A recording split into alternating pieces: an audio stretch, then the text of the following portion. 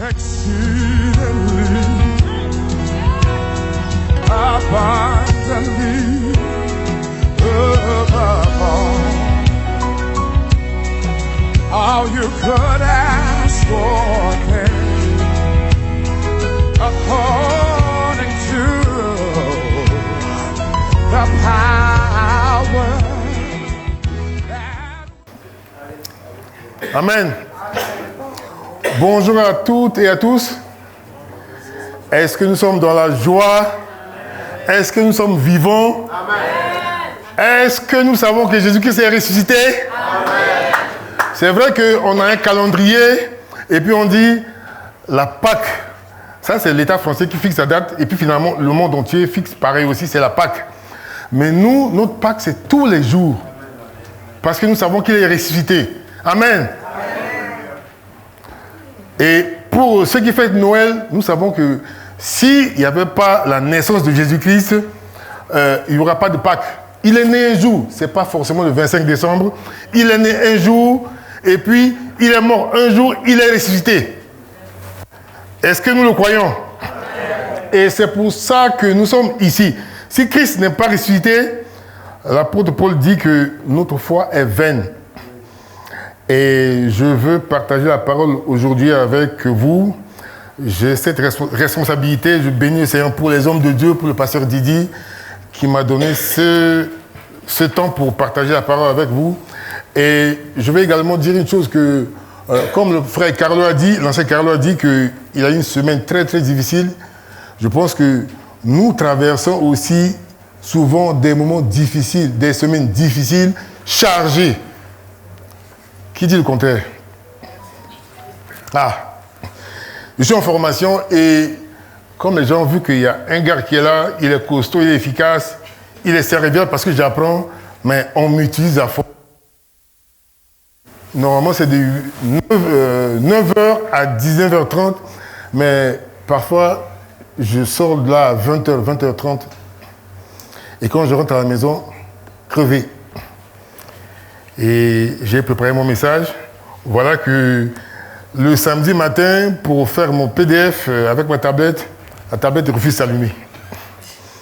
Donc, je viens avec ma Bible et on va parler ensemble. Amen. Le Seigneur est vivant, sa parole est la vie. Et je vais lire ce texte sur lequel nous allons partager cette parole. Prenez vos Bibles dans Genèse 26. Je souhaite que vos téléphones soient déchargés et vous allez dire ma Bible est dans mon téléphone.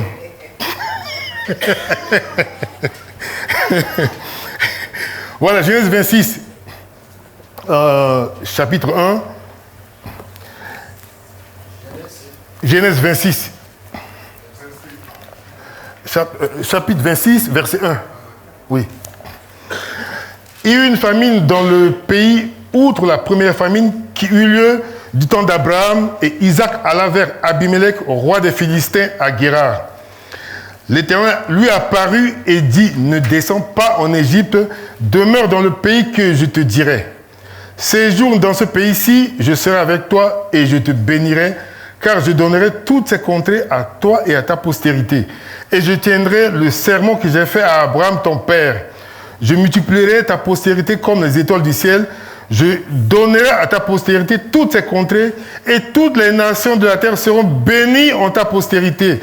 Parce qu'Abraham a obéi à ma voix et qu'il a observé mes ordres, mes commandements, mes statuts et mes lois.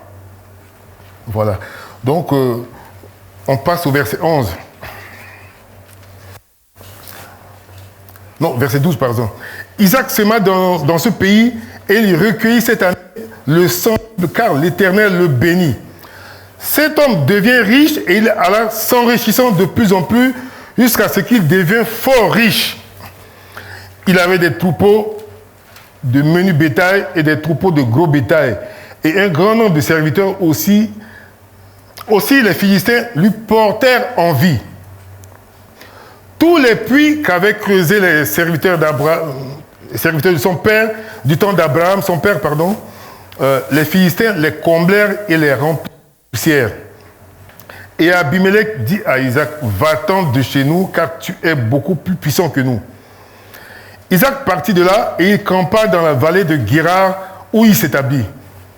Isaac creusa de nouveau les puits d'eau qu'on avait creusés du temps d'Abraham, son père, et qu'avaient comblé les Philistins après la mort d'Abraham. Et il leur donna les mêmes noms que son père leur avait donnés. Les serviteurs d'Isaac creusèrent encore dans la vallée et ils trouvèrent un puits d'eau vive. Verset 20. Les bergers de Guérar querellèrent les bergers d'Isaac en disant, l'eau est à nous. Et il donna au puits le nom d'Essek parce qu'il s'était disputé avec lui. Ces serviteurs creusèrent un autre puits au sujet duquel on chercha aussi querelle et il l'appela Sitna. Il se transporta de là et creusa un autre puits pour lequel on ne chercha pas querelle. Et il l'appela Rehoboth, car, dit-il, l'Éternel nous a maintenant mis au large et nous prospérerons dans le pays. Voilà. Et après, verset 23, il remonta de là à Beersheba. L'Éternel lui apparut dans la nuit et dit, je suis le Dieu d'Abraham, ton père, ne crains point, car je suis avec toi, je te bénirai et je multiplierai ta postérité à cause d'Abraham, mon serviteur. Il bâtit là un autel, invoqua le nom de l'Éternel et il dressa sa tente.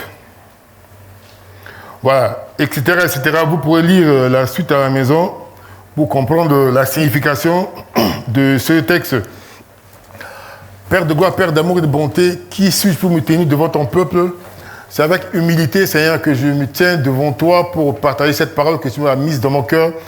Et je te prie par ton Esprit Saint pour que tu puisses agir, pour que tu puisses nous parler, nous enseigner, nous instruire, nous éclairer par ta parole et que ton Esprit Saint nous donne de comprendre ta volonté dans nos vies respectives. Béni soit ton Seigneur pour ce temps de partage dans le nom de Jésus-Christ. Amen. Voilà, j'ai donné un titre, les puits de la bénédiction. Le contexte ici, vous le savez bien, les enfants qui ont regardé des dessins animés et autres, ils savent ce que ça signifie. Nous, adultes, nous connaissons. Voilà que ce texte parle d'un des patriarches. Il y a Abraham, Isaac et Jacob. Là, il est question d'Isaac. Il était là, et puis il s'est déplacé après la mort de son père. Il va quelque part à cause d'une famine. Mais Dieu lui a parlé parce qu'il voulait aller en Égypte. Mais Dieu lui dit, ne va pas en Égypte. Parce que l'Égypte était une grande puissance où tout était florissant. Sachant que nous également, nous sommes venus en France, la plupart d'entre nous, parce qu'on estime qu'il y a du pain ici. Vrai ou faux? Ah. Le fait de venir en France, ce n'est pas le sujet. Mais c'est juste pour illustrer ce que cet homme-là a vécu. Mais il est allé ailleurs, chez les Philistins. C'est un peuple très chrétien. Et c'est là qu'il a commencé à expérimenter les choses. Mais Dieu lui a parlé, n'y va pas en Égypte. Il est resté dans ce pays. Voilà qu'il a commencé à expérimenter des choses. Il a commencé à expérimenter des choses. Et mon sujet qui concerne les puits de bénédiction, là où on va en parler, il a commencé d'abord, Dieu a commencé d'abord, excusez-moi, à lui parler par rapport à Abraham. Abraham qui est son père. Je vais d'abord dire aux jeunes gens, quand nous qui venons de loin et que nous avons eu nos enfants ici, nous sacrifions, nous donnons à fond, les parents le diront, pour le bien de nos enfants, pour que nos enfants réussissent, qu'ils soient heureux et qu'ils vivent en paix. Dieu a dit, ce que je fais, c'est à cause d'Abraham. À cause d'Abraham. Donc je tiens à vous dire, jeunes gens, que l'obéissance aux parents, marcher selon la voie que les parents ont suivie, même s'ils ne sont pas forcément des modèles, parce qu'on a tous ces défauts, suivez vos parents, ils ont choisi la bonne voie de marcher avec le Seigneur. Écoutez vos parents, obéissez à vos parents, ne soyez pas rebelles, ne soyez pas désobéissants, soyez sages, restez proches de vos parents qui vont vous transmettre tout ce qu'il faut pour l'avenir. Amen. Il est important de faire attention à cette parole parce que la Bible dit que toute écriture est inspirée de Dieu, utile pour enseigner, instruire, corriger. Et je vous le dis, quand vous serez adulte, vous allez comprendre. Les voies vont s'ouvrir devant vous à cause de ce que vos parents ont fait. Ils ont fait des choses. Ils ont aidé des gens. Ils ont rendu service aux gens. Ils ont fait beaucoup de choses. Ils sont sacrifiés pour vous. Et ce que vos parents ont fait feront que les portes ne fermeront pas devant vous. Je me rappelle une histoire où mon père travaillait comme directeur des ressources humaines sur les forestières chez nous. Et il a pris sa retraite, il était à la capitale. Voilà qu'un jour, il était travaillé au Cameroun. À cause des routes, il a pris cette voie qui est un peu longue et arrivé à un endroit, les arbres étaient tombés, ça a barré la route. Et les gens du village étaient en planque. C'est-à-dire, quand tu viens, ils sortent là et puis ils te réclament l'argent pour enlever les branches d'arbres sur la route.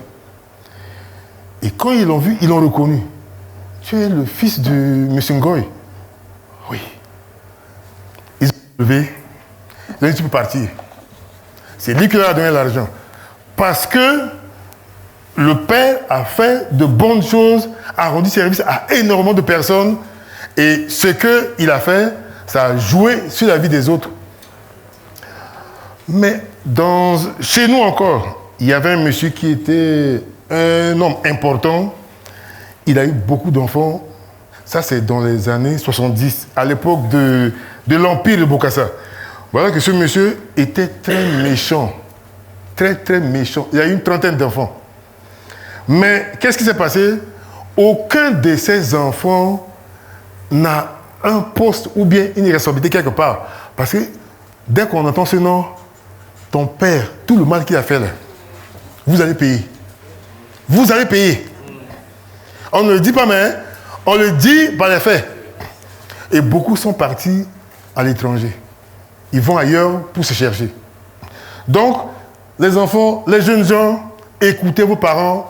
C'est un conseil. Moi, j'ai un seul fils. Et Dieu merci, il est chez lui, il est autonome. Et je bénis le Seigneur parce que Dieu nous a fait cette grâce de lui transmettre par tous les moyens la parole de Dieu. Et ceux qui sont avec lui rendent toujours un bon témoignage de lui parce que la parole de Dieu demeure en lui et il marche avec le Seigneur. Je suis persuadé que c'est pareil pour vous aussi. Et vos enfants le diront, vos enfants l'expérimenteront. Ceux qui sont avec vos enfants diront que ces enfants-là, quand on les voit, ils sont spéciaux. Ils sont différents des autres. Ils sont vraiment exceptionnels. On aime être avec eux parce que ils sont différents, ils n'insultent pas, ils ne se bagarrent pas, mais ils sont sages. Et la réussite est devant eux. Quand ils frappent une porte, ça s'ouvre parce que les parents ont semé. Amen.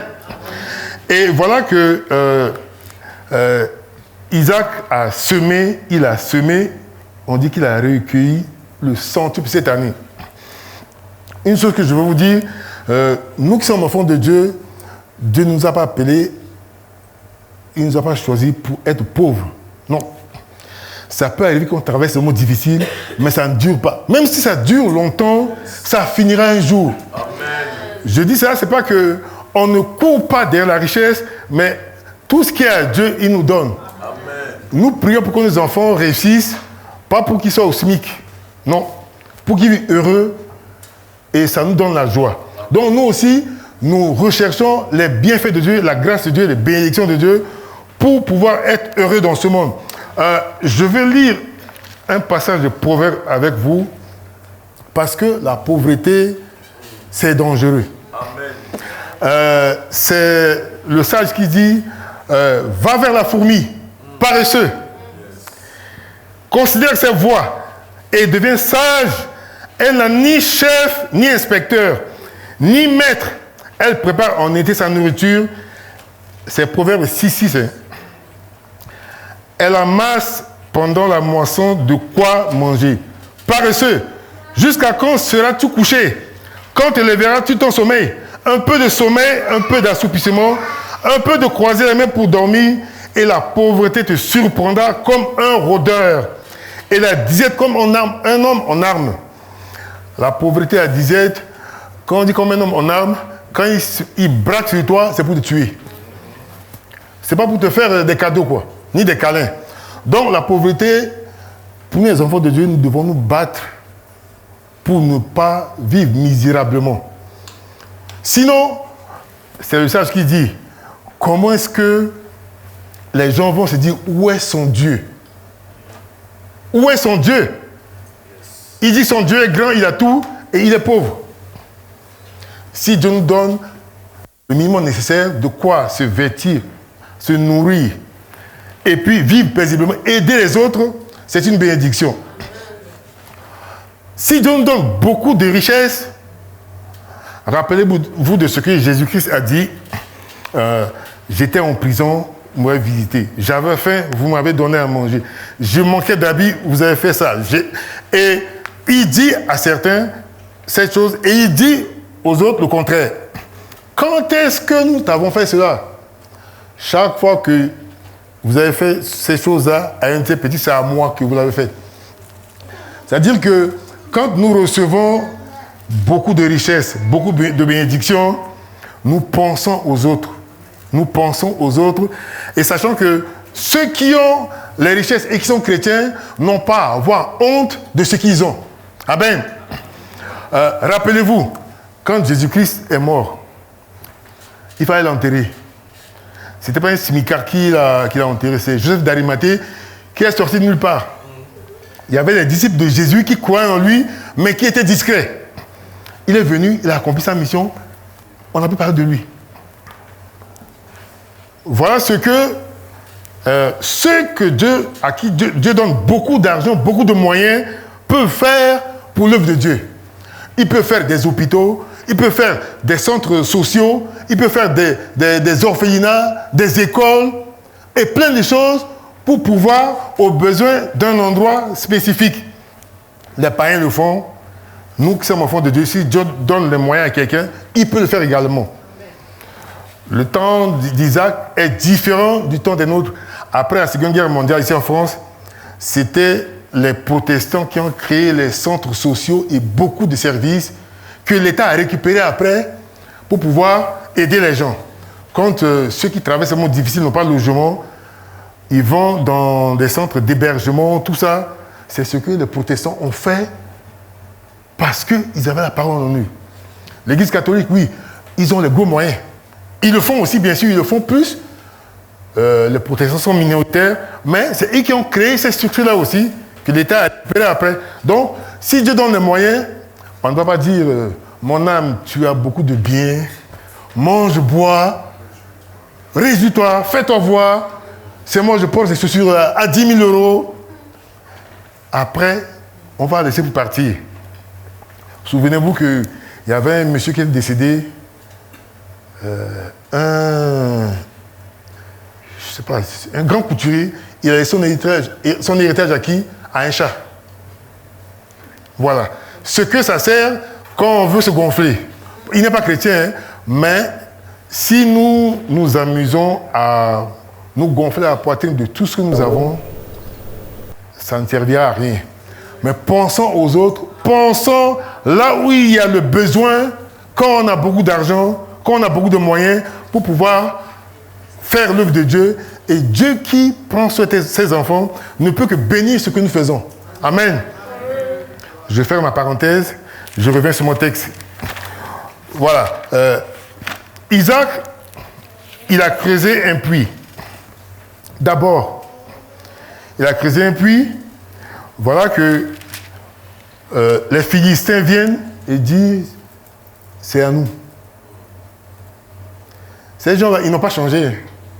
Les Philistins n'ont pas changé. Le puits était là depuis ils n'ont pas cherché à creuser. Et quand Isaac vient creuser, ses serviteurs ont creusé, ils ont vu l'eau, il dit, c'est à nous. C'est à vous, pourquoi vous n'avez pas creusé? Et pourtant, il faut dire que c'est un endroit désertique où trouver de l'eau est difficile. Et quand il a creusé, parce qu'il avait des bergers, il avait beaucoup de serviteurs, des brebis, des troupeaux en grand nombre. Et c'est avec ça qu'ils s'abreuvent, qu'on leur donne à boire. Parce que l'eau, c'est la vie. Une seconde fois, ils creusent, ils viennent, ils disent, c'est à nous. Bien aimé, la troisième fois, c'est là qu'il part de Rehoboth. Est-ce que je vais lire ce verset pour vous le rappeler? Voilà. C'est le verset... Voilà. Verset 22. Il se transporta de là et creusa un autre puits pour lequel on ne chercha pas querelle. Et il l'appela Rehoboth, car dit-il, l'Éternel nous a maintenant mis au large et nous prospérons dans le pays. Cette image de puits que je parle, que la Bible mentionne ici, peut être illustrée dans chaque vie par des circonstances, des événements qu'on vit. Ça peut être un besoin d'enfant, ça peut être un besoin de travail, ça peut être un travail qu'on a trouvé, ça peut être une relation, un mariage, une naissance, une maison qu'on a trouvée.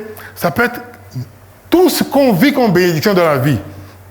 Et quand on recherche ces choses-là dans le Seigneur, rassurez-vous bien aimés, ce n'est jamais facile. La vie chrétienne, ce n'est pas un long fleuve tranquille. Tous ceux qui ont marché avec le Seigneur ont connu des moments difficiles. Tous ceux qui ont marché avec le Seigneur ont été persécutés, ont traversé des moments difficiles, ont vécu l'adversité. Souvenez-vous de Daniel, qui était échanson du roi. Ça ne l'a pas empêché d'être mis dans la fournaise, dans la fosse aux lions, etc. Il y a des moments où l'ennemi s'acharne. Quand je dis l'ennemi, c'est l'ennemi. Mais il y a des fois où c'est la volonté de Dieu. Dieu ne nous prend pas et nous laisse sur un trône doré pour dire, voilà, mon fils, vis ta vie, elle est belle. Pour nous apprendre à dépendre de lui, Dieu nous fait passer par des épreuves, des moments difficiles, pour nous fortifier, pour qu'on apprenne à dépendre de lui. Sinon, on va dire que c'est trop facile. Et Dieu veille sur nous. La Bible dit que l'Éternel était avec lui. Abimelech a vu que Dieu était avec lui. Et à la fin, il est venu dire, toi, tu es devenu trop puissant. Jure-nous que tu ne vas pas nous faire du mal. Mais comment cet homme seul, avec tous les serviteurs, un roi vient lui dire, si nous un accord comme quoi, tu ne vas pas nous faire du mal. Parce qu'ils ont vu ce que Dieu a fait dans sa vie. Quelqu'un qui vient d'ailleurs, qui s'installe là, on le chasse, il trouve un puits. On lui dit, c'est à nous. On lui dit, c'est à nous. Vas-y, vas-y, etc. Mais finalement, il devient prospère, il prend tout le coin. Et ils ont pu trouver un accord de non-agression. C'est un pacte de non-agression, comme on le dit de nos jours. Et je disais que ce que Dieu fait dans nos vies, il nous fait passer par des moments difficiles. Regardez Moïse.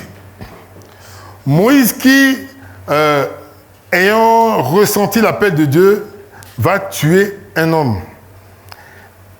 Pris de panique, il fuit. Il va où? Il va quelque part et il trouve un puits. Parce qu'il y a la soif. Il devait avoir envie de boire de l'eau. Et c'est là qu'il croise les enfants de son beau-père Jéthro. Et il va se rendre chez eux pour séjourner. Et c'est comme ça que Moïse a traversé un moment difficile. Plus tard, il reviendra parce que Dieu l'appelle réellement pour le servir. Observez certains serviteurs de Dieu qui ont traversé ces temps difficiles. l'exemple de Néhémie. Néhémie, qui était aussi auprès du roi, de l'empereur, a décidé d'aller rebâtir les murs de Jérusalem. Rien n'a été facile pour lui. Rien n'a été facile. Et pourtant, Dieu pouvait frapper l'ennemi, comme Élie le faisait face à l'adversité. Mais la Bible dit que ceux qui travaillaient pour rebâtir les murs, ils utilisaient une main, l'autre main, l'épée. Les Juifs sont retournés contre lui pour chercher à le tuer. Mais Dieu a permis que les choses se fassent bien. C'est-à-dire qu'il n'y a rien de facile dans la vie des enfants de Dieu. Rien de facile. Mais c'est quand Dieu trace ce chemin et qu'on suit, on comprend, et on y va, c'est là que tout se dégage. Tout devient Rehoboth. Tout se dégage et la voie est libre. Et on voit que Dieu nous conduit. Et plus tard, à la fin, on verra que c'est là que Dieu vient nous parler. Lui rappeler ce qu'il a dit à Abraham, son père. On a dit qu'il a nommé les puits du même nom que son père avait donné. C'est-à-dire qu'il était là. Il voit ce qui se faisait. Parce qu'Abraham était là, il s'est déplacé, et plus tard, il est mort. Donc, Dieu nous appelle, bien-aimés, à marcher avec lui, mais en comprenant que les situations difficiles peuvent arriver. Les bénédictions peuvent arriver, mais quand on traverse un mot difficile, il faut comprendre que Dieu est avec nous parce qu'on a sa crainte. On a sa crainte en nous, on a son plan, même si on ne voit pas clair, on peut comprendre que ce qu'il a mis devant nous, il y a une bénédiction derrière. Il y a une grâce, il y a une direction divine à la fin.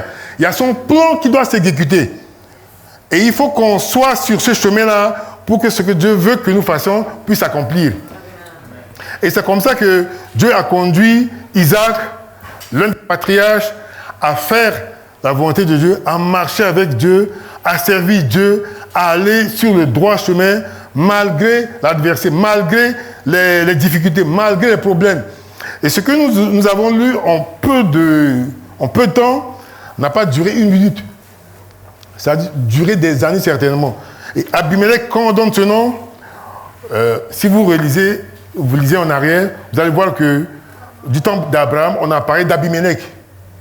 Ce n'est pas forcément la même personne, à mon avis. C'est le titre certainement qu'on donne à un roi comme Pharaon. On dit Pharaon, ce n'est pas le même homme qui vit sur des siècles. Certainement, c'est un nom de roi, un titre de roi qu'on donne au roi des Philistins pour pouvoir régner, quoi. Donc, c'est cet homme-là, ce roi-là, qui était là et que Isaac est venu séjourner parmi eux.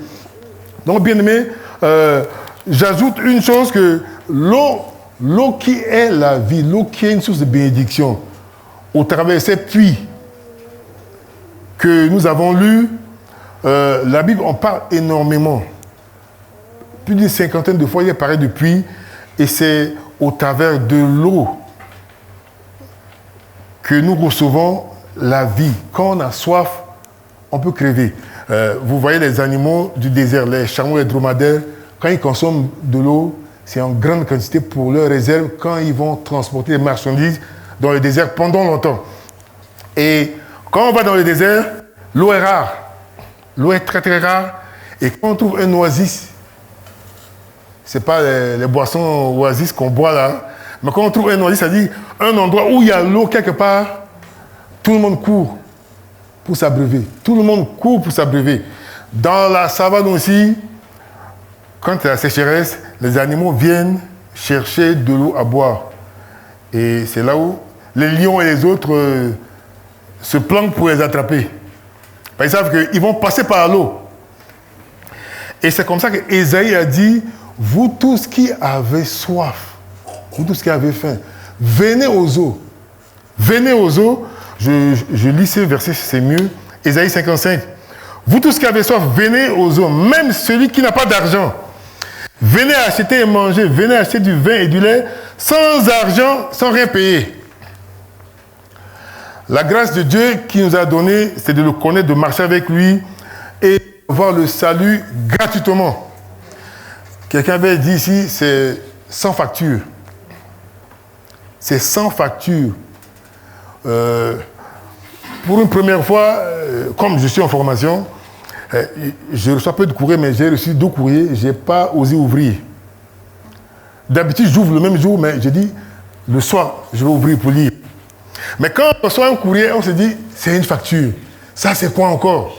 Et ça nous stresse énormément. Vrai ou faux? Donc, quand Dieu nous dit, c'est gratuit. C'est gratuit. Est-ce qu'on va refuser? Maintenant, beaucoup de gens, beaucoup d'Africains qui se mettent à contester que Jésus n'a pas existé, qu'ils ont leur Dieu qu'on a caché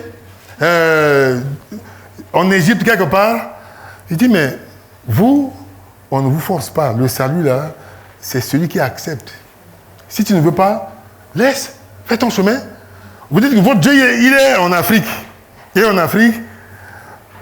Mais notre Dieu, il règne sur l'univers. Si ton Dieu est régional, dans ton petit coin, il ne sait pas ce qui se passe ailleurs.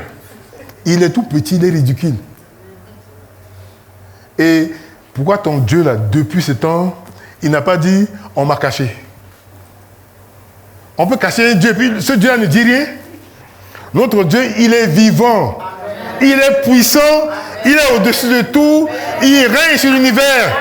Amen, amen. Il règne, il domine l'univers. Il domine toute la terre. Amen. Les petits dieux n'ont pas d'oreilles pour entendre. Ils n'ont pas de bouche pour parler. Ils n'ont pas Dieu pour voir. Amen. Notre Dieu, il est puissant. Et c'est comme ça que... Amen, amen. C'est comme ça qu'il nous a donné l'eau vive. Il nous a donné l'eau vive pour désaltérer. Et si nous allons dans le Nouveau Testament, nous allons lire un passage pour comprendre quelque chose. Dans Jean 4, ce passage, tout le monde le connaît. La célèbre rencontre de Jésus-Christ, notre Seigneur, avec la femme samaritaine.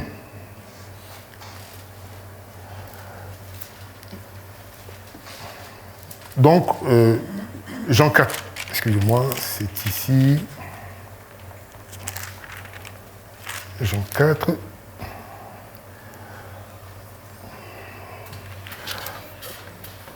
Verset 4. Comme il fallait qu'il passe par la Samarie, il arriva dans une ville de Samarie nommée Sichar, près du champ que Jacob avait donné à Joseph, son fils. Là se trouvait le puits de Jacob. Jésus, fatigué du voyage, était assis au bord du puits. C'était environ la 6e heure. Jacob, c'est qui? Qui est Jacob? Vous ne savez pas?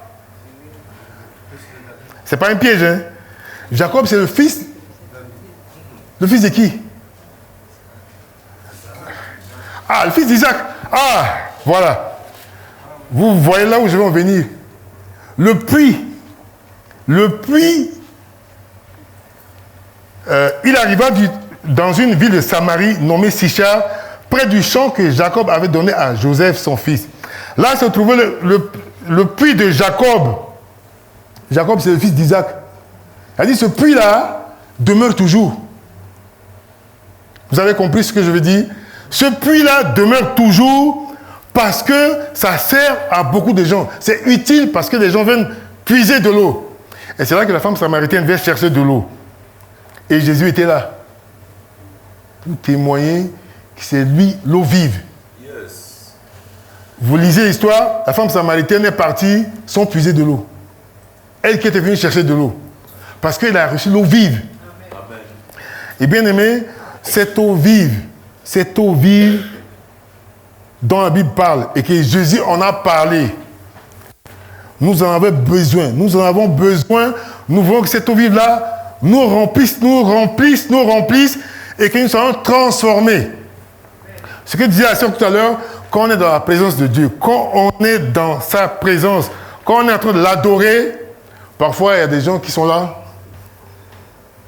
ils sont indifférents, ils ne comprennent pas. Et le culte est fini. On attend le dimanche prochain pour venir nous remplir. Parce qu'on a vidé notre réservoir. C'est normal qu'on vienne se remplir. Qu'on vienne se ressourcer. Et quand on vient se ressourcer, il y a quelqu'un qui se donne, ou bien il y a des gens qui se donnent pour que le peuple soit nourri. Mais si tu es receveur universel et que tu ne donnes pas, est-ce que tu penses qu'il n'y a pas un problème? Bien-aimé, fais un effort pour chercher la face de Dieu. Et quand nous nous réunissons pour adorer Dieu, ne sois pas indifférent. Dis au Seigneur, donne-moi de t'adorer. Ouvre ta bouche, dis quelque chose. Incline ton cœur devant Dieu et adore-le parce que c'est lui qui donne l'eau vive. Si tu restes comme ça, tu vas louper la barque. Tu vas louper le train, comme on le dit. Mets-toi à chercher Dieu. Pas forcément ici, mais chez toi à la maison. On le dit souvent, Dieu d'Abraham, Dieu d'Isaac et de Jacob. Pour nous référer aux patriarches bibliques, parce que c'est à partir de là que Dieu a choisi une lignée pour que le Christ vienne par cette lignée-là. Et on a toujours cité ces trois patriarches. Donc, quand nous voulons invoquer Dieu, jeunes gens, je reviens encore sur vous, si vous ne comprenez pas, dites Dieu de mon père. Même sans citer le nom, ma mère, mon père, a dit mes parents qui servent Dieu, qui adorent Dieu, toi, c'est toi que je cherche. Révèle-toi à moi. Il va le faire. Je suis beaucoup de témoignages des gens sur les réseaux sociaux, surtout les anciens musulmans. Quand ils découvrent quelque chose, ils sont perturbés. Ils veulent chercher Dieu. Et maintenant, il faut lire le livre saint des musulmans pour comprendre qui est ce Dieu qu'on adore. Et quand ils le cherchent, ça les renvoie ici. Amen. Directement. Et quand ils deviennent chrétiens, c'est parce que Jésus se révèle à eux. Il vient leur parler. Ou il dit rien, il se met là, et puis le lendemain, le gars dit, je suis chrétien. On ne comprend pas ce qui se passe, mais Jésus, il est vivant. Amen. C'est ça la simple différence. Amen. Ils ont beau contester que c'est faux, on ne l'a pas crucifié, que c'est faux, il n'a pas vécu. C'est faux. On a remplacé Jésus par Judas, on a remplacé Jésus par quelqu'un d'autre. Quand ils le cherchent, Jésus se révèle à eux. Amen. Vous me chercherez, vous me trouverez si vous me cherchez tout votre cœur. La source de la révélation, c'est la parole de Dieu. Et Dieu le confirme par des signes et des prodiges. Quand on croit à ces gens, ayons la foi pour parler de Dieu. Même si on ne parle pas. Mais l'occasion qui peut se donner, par exemple, la personne est malade, a un problème. Dis, je veux prier pour toi. Viens, je vais prier pour toi. Et on va prier. Dieu va se manifester. Croyez-moi, Dieu ne se trompe pas, Dieu ne ment pas. Il suffit qu'on prie par la foi, on verra ce qui va se passer. La personne va dire, mais il a prié, elle a prié au nom de Jésus, et puis je suis guéri. Ça va tourner dans sa tête. Amen. Il ne va pas dormir. Le Saint-Esprit se tiendra là. Amen. Tu as vu? Tu as vu? On t'a dit que ce n'est qu'un prophète. Il est plus qu'un prophète. Amen. C'est ce qu'il disait Jésus. Ici, il y a plus que David, il y a plus que Salomon, il y a plus que les prophètes, plus qu'Élie. C'est Jésus-Christ le ressuscité. Et c'est lui qui donne l'eau vive. C'est lui qui donne l'eau vive pour sauver et restaurer. Amen. Dans un autre passage, Jean 5, je crois, Jean 5, 35, je suis le pain de vie, celui qui vient à moi n'aura jamais faim, celui qui croit en moi n'aura jamais soif. Est-ce que nous, on ne boit pas de l'eau, on boit de l'eau. Mais la soif dont il est question, la faim dont il est question, c'est le Saint-Esprit. C'est le Saint-Esprit. Quand on a le Saint-Esprit, parce que c'est lui qui nous donne la révélation de Christ. Quand on était chez nous, on vivait dans notre monde de païens, au sens propre du terme, comme je l'étais. On vivait selon nos voluptés, nos désirs, et qu'un jour, on a entendu la parole, on s'est dit, mais qu'est-ce qui se passe? Et le Saint-Esprit vient nous convaincre du péché. Bien aimé, on est en larmes. On est en larmes et on a le remords. Parce que le Saint-Esprit vient nous convaincre et il nous transforme. Il nous transforme parce que l'eau vive vient. L'eau vive vient. Ça vient, ça nous envahit. Et on ne se reconnaît plus. On ne se reconnaît plus. La sœur Yolande disait que ça fait 45 ans. Je n'ai pas oublié. Je dis, mais tu as battu tous les records. Moi, ça fait 36 ans que Jésus-Christ est venu dans ma vie. Nous sommes en janvier, le 25 février 1989, c'est là que je me suis baptisé. Parce que Jésus vient dans ma vie. J'étais dans ma folie. J'étais dans ma folie. Je faisais ce que je voulais. Rebelle aux parents. L'argent du papa ne restait pas tranquille. Je vous le dis. Je le fatiguais. J'étais trop calme avant. Mais comme mon frère aîné, c'est lui qui faisait le coup. Et le papa, quand il vient, il prend tout le monde, il chicote bien. Il dit, mais comme on me chicote pour rien, je vais me mettre dedans aussi. Voilà. Et on a fait les caprices, on a fait les folies.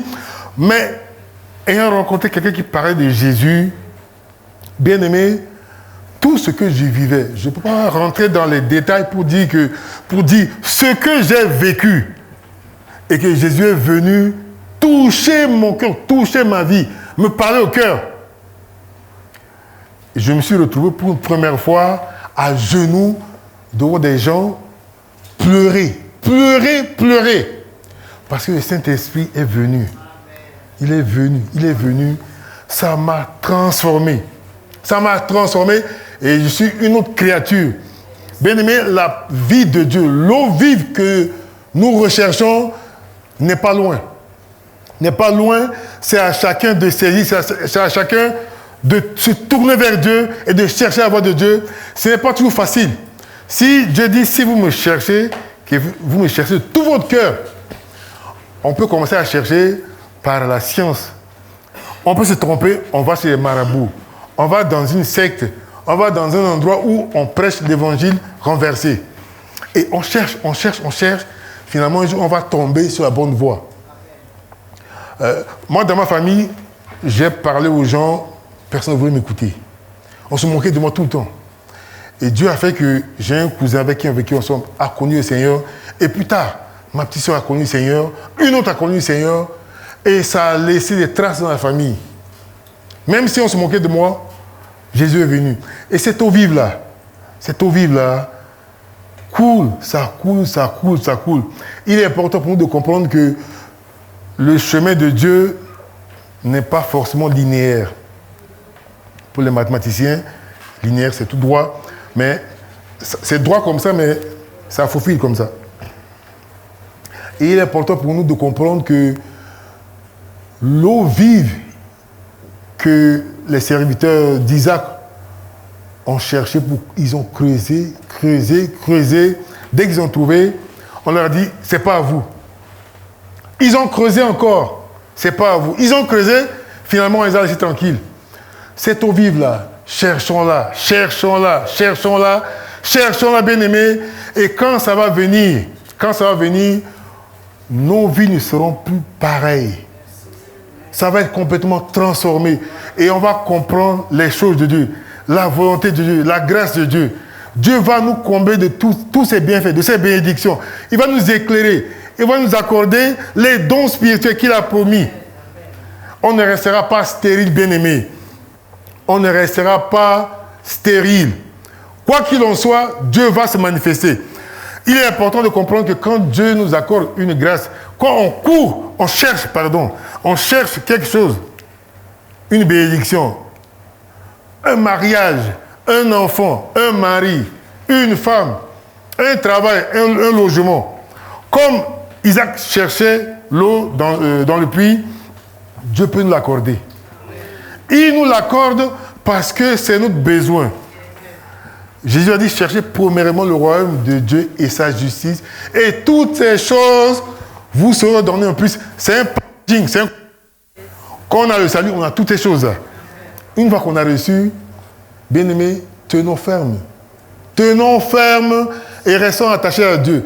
C'est pas parce qu'on a reçu un logement, on dit, bon, maintenant j'ai mon logement, je vais dormir un peu. On achète un gros matelas et puis on dort en ronfle. Je sais avoir une femme et un mari. Dès qu'on l'a eu, la lune de miel va durer 10 ans. On a oublié l'église. Dès qu'on a trouvé ce qu'on cherche, c'est qu'on oublie Dieu. Bien aimé, Isaac n'a pas oublié Dieu. On dit qu'il a bâti un hôtel. Aujourd'hui, on ne le fait plus parce que Christ a tout donné à la croix. Il faisait un hôtel de pierres symboliques pour dire que c'est là que quelque chose s'est passé. Mais nous avons reçu Christ qui a donné sa vie à la croix. C'est l'autel par excellence. Où il s'est sacrifié, il a versé son sang et il nous a sauvés par la croix. Amen. À chacun d'entre nous, bien-aimés, de continuer à chercher ce Dieu et avoir l'eau vive. Amen. Et pour finir, je ne veux pas aller trop loin. Jean 6, je ne sais pas si j'ai déjà lu ce verset là. En fait, quand Jésus se tenait à la Pâque, on lui a dit, tu ne vas pas. Il dit non, je ne vais pas. Et puis, il est parti après. Et il s'est tenu quelque part. Il dit, si quelqu'un a soif, qu'il vienne. Jean 7, oui, merci. Jean 7, 37, voilà. Oui. Donc, il était là, il a dit, venez, venez. Si quelqu'un a soif, qu'il vienne. Qu'il vienne, qu'il boive. Il n'avait pas d'eau entre ses mains. Il n'avait pas de récipient entre ses mains. Il dit, si quelqu'un a soif, qu'il vienne, qu'il boive. Bien-aimés, ne laissons pas la grâce de Dieu nous échapper ou passer à côté. Mais l'eau vive que Christ a promise nous donne la vie, nous renouvelle, nous transforme et nous donne de comprendre ce que Dieu veut que nous fassions afin de marcher avec lui. Afin de marcher avec lui et de le servir, quelle que soit l'adversité. Et le diable n'aura pas à nous harceler, même si ça ne lui plaît jamais que nous devenions enfants de Dieu. Ça ne l'arrangera pas. Il va nous combattre. C'est pour ça qu'on est souvent éprouvé. On traverse un moment difficile, mais Jésus a dit, je suis avec vous tous les jours. Tous les jours. Ce n'est pas qu'il dit, bon, attendez, fermez la porte, je reviens tout à l'heure. Je suis avec vous tous les jours. C'est-à-dire qu'il est là à tout moment. Nous n'avons rien à craindre, nous n'avons pas à trembler, nous n'avons pas à nous inquiéter. Mais Jésus-Christ qui a dit, je suis avec vous, il est là. Il est partout, il est présent, il demeure en nous. Bien-aimés, cherchons ce Dieu, demeurons dans sa présence, demeurons en lui et que l'eau vive coule en nous de façon permanente. Amen. Amen.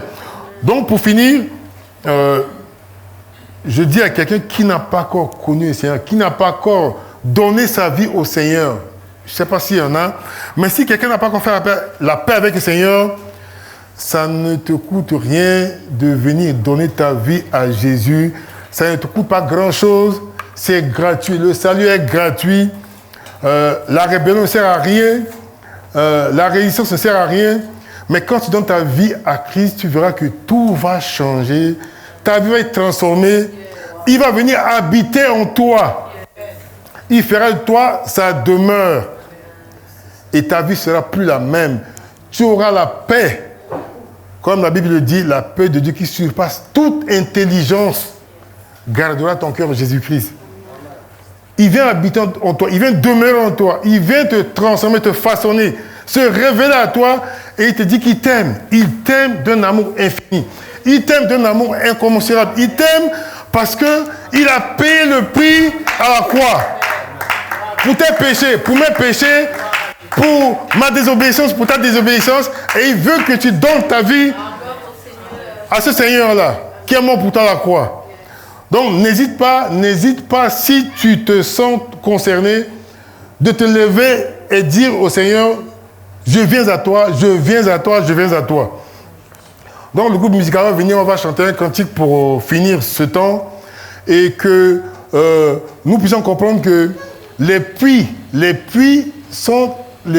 bénédiction sont comme une révélation que Isaac a reçue et que Christ est venu confirmer.